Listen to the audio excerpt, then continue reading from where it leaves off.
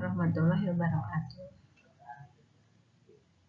Anak-anak, kesempatan ini kita akan mempelajari kembali tentang pewarisan sifat. Walaupun minggu sebelumnya sudah akan pelajari, Ibu akan bahas kembali hari ini.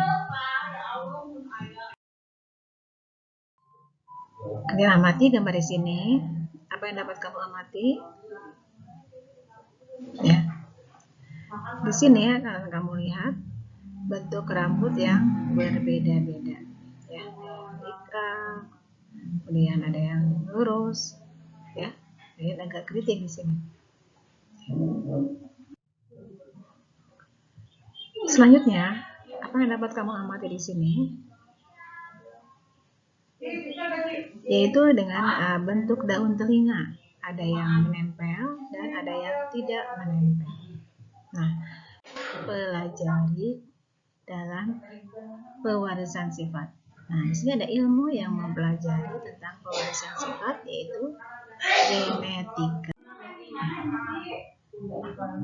Kamu amati di sini, ya, ada bayi yang dengan kulit yang berbeda-beda.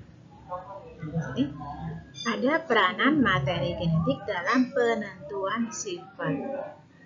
Ya, ini tergantung dari kedua orang tuanya. Kemudian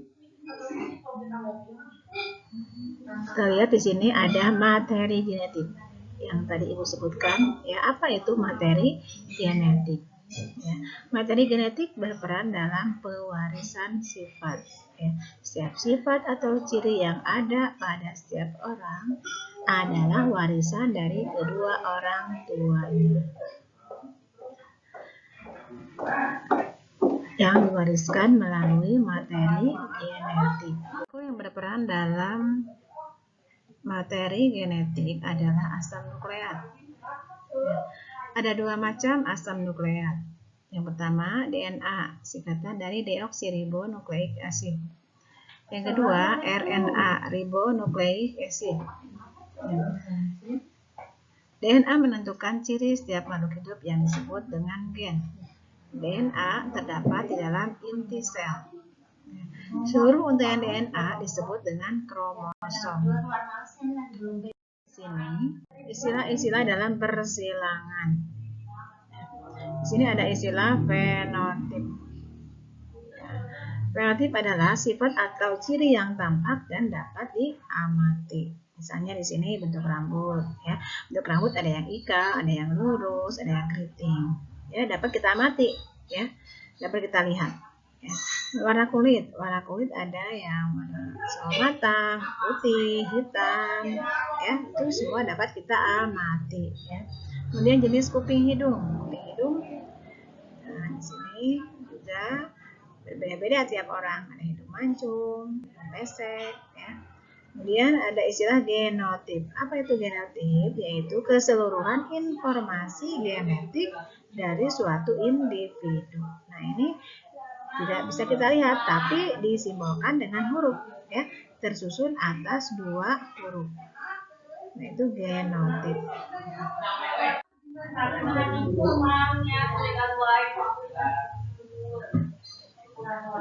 Gen atau kromosom berperan dalam menentukan jenis kelamin.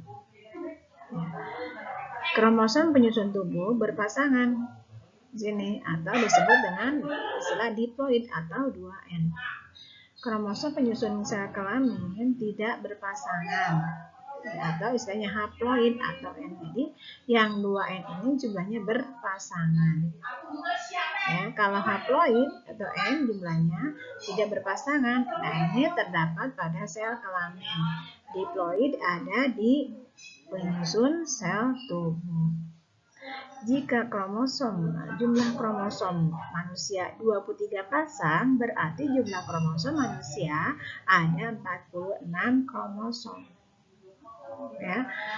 Yang 22 disebut autosom, kromosom tubuh yang 23 disebut gonosom, sel kelamin.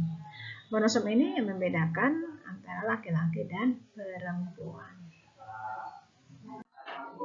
Dikendalikan oleh sepasang gen. dalam sel tubuh, gen akan berpasangan dengan alelnya atau pasangannya. Alel atau pasangan gen. Apa itu alel atau pasangan gen? Nah, kita lihat di sini ya. Suatu gen yang menempati lokus atau lokasi yang sama pada pasangan kromosom homolognya. Gen H besar memiliki alel H kecil. Ya, jadi alelnya ini dilambangkan dengan huruf kecil. Sehingga gen dan alel ditulis dengan H besar atau H besar H kecil. Selanjutnya ada gen M besar memiliki alel M kecil. Sehingga gen ditulis dengan M besar atau M besar M kecil. Itu lagi contoh, ada gen T besar memiliki alel T kecil. Sehingga gen dan alel ditulis dengan T besar atau T besar T kecil. Gen dominan, apa itu gen dominan? Gen dominan adalah gen yang sifatnya selalu tampak, disimbolkan dengan huruf kapital.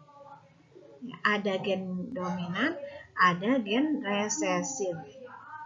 Apa itu gen resesif? Yaitu gen yang sifatnya akan tertutup bila berpasangan ya dengan gen dominan.